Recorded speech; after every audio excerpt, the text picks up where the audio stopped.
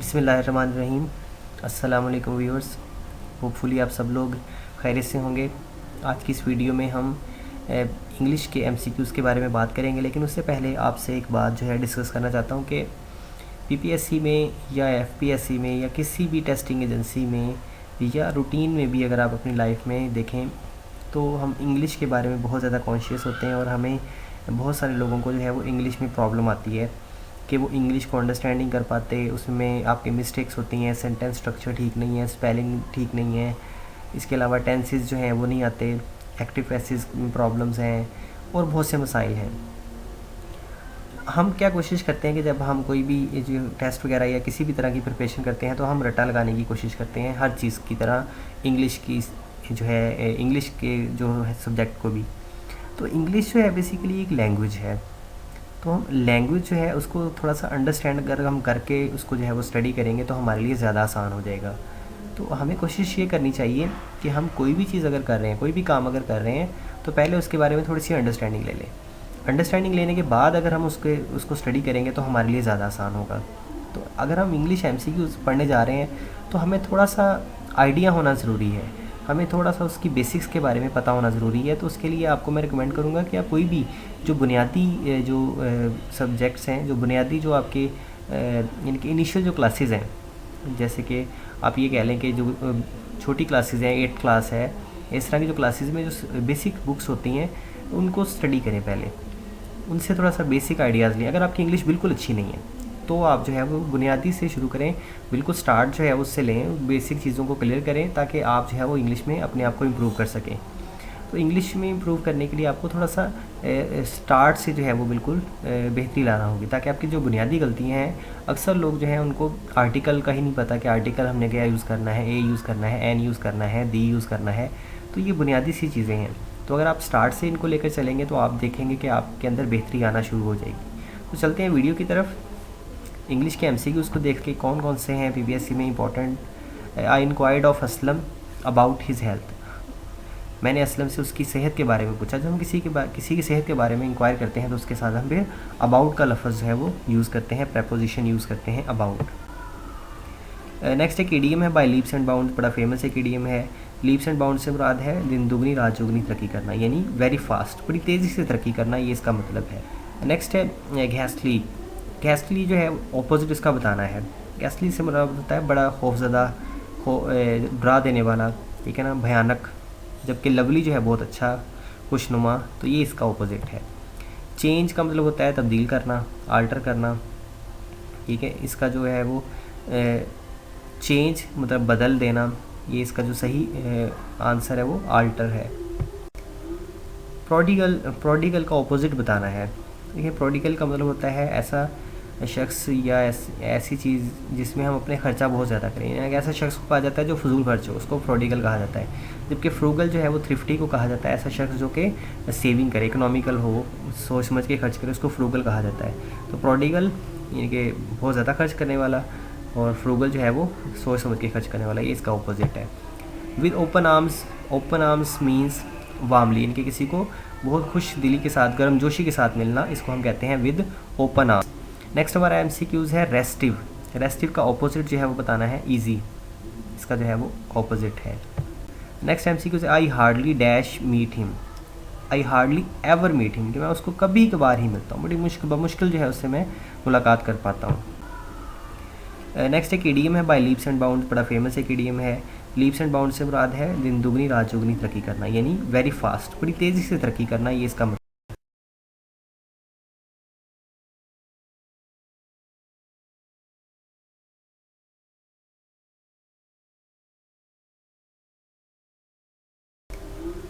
Prodigal का opposite बताना है। देखिए प्रोडिगल का मतलब होता है ऐसा शख्स या ऐसी चीज़ जिसमें हम अपने खर्चा बहुत ज़्यादा करें, यानी ऐसा शख्स को कहा जाता है जो फजूल खर्च हो, उसको प्रोडिगल कहा जाता है। जबकि फ्रूगल जो है वो थ्रिफ्टी को कहा जाता है, ऐसा शख्स जो कि सेविंग करे, इकोनॉमिकल हो, सोच समझ के खर्च करे, उसको फ्रूगल कहा जाता है। तो प्रोडिगल यानी कि बहुत ज़्यादा खर्च करने वाला, और फ्रूगल जो है वो सोच समझ के खर्च करने वाला, ये। नेक्स्ट एमसीक्यू है don't think there are no crocodile because the water is calm. This is, ये कौन सा सेंटेंस है? सिंपल है, कंपाउंड है, कम्प्लेक्स है?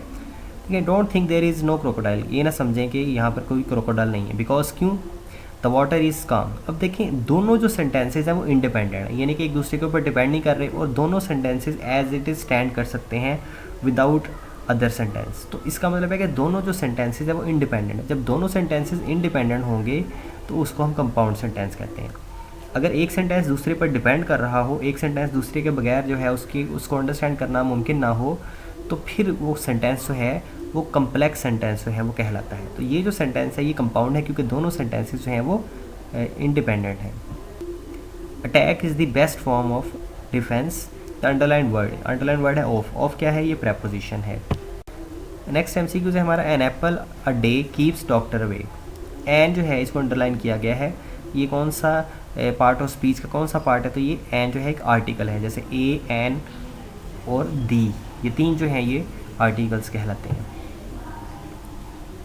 नेक्स्ट हमारा एमसीक्यूज है, alas we have lost the match.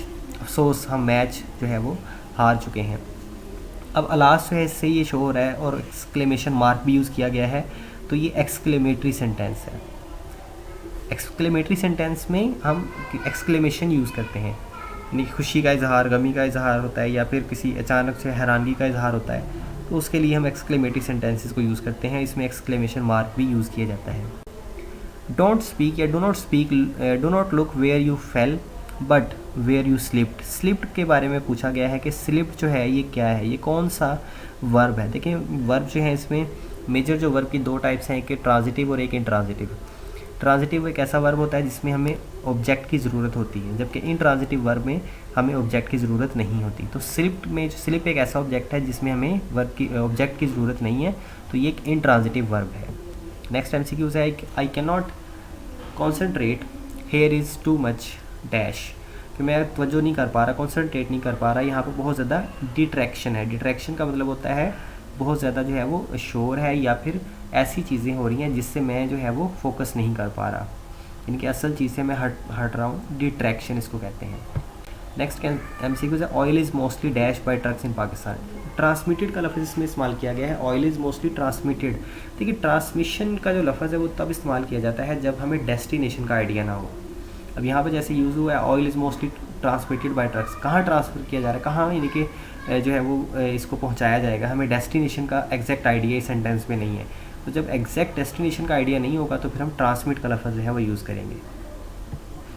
Pakistani dash met his counterpart in London. Pakistani delegation जैसे होता है यहाँ पर पाकिस्तानी काउंसिल से मुराद कमेटी कह लें, वो एक लंदन में अपनी काउंटर पार्ट यानी कि लंदन की कमेटी से उसने मुलाकात की। नेक्स्ट क्वेश्चन है, children like to watch science fiction movies. अक्सर आप लफ्ज़ इस्तेमाल करते हैं साइंस फिक्शन, जिसमें फ्यूचर के कुछ जो है वो जिसे कहते हैं ना कि इमेजिनेटेड जो है वो फ्यूचर को डिस्क्राइब किया जाता है, उसमें उन मूवीज़ को हम साइंस फिक्शन मूवीज़ का नाम देते हैं। फ्रिक्शन लफ्ज़ नहीं है, ये साइंस फिक्शन है।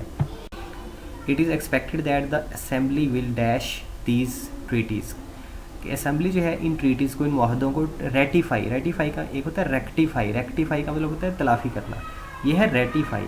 रेटिफाई का मतलब होता है ना जो पहले काम किया गया है उसको इंडोर्स करना, यानी कि उस काम को जो है वो इंडोर्स कर देना, मतलब उस काम की जो है वो तस्दीक कर देना, ठीक है, उस काम को जो है वो अपना लेना, इसको हम रेटिफाई कहते हैं। You are wearing an army uniform but the dash is missing. Epoch, epoch से मुराद है ये एक किस्म का आर्म होता है, असला होता है, उसको हम कहते हैं। I am afraid of cat. Afraid के साथ हम ऑफ का लफ्ज़ जो है इस्तेमाल करते हैं, O F, of. We did not have dash questions for the lecture. We did not have any questions, हमें कोई इनके सवाल नहीं है इस लेक्चर में।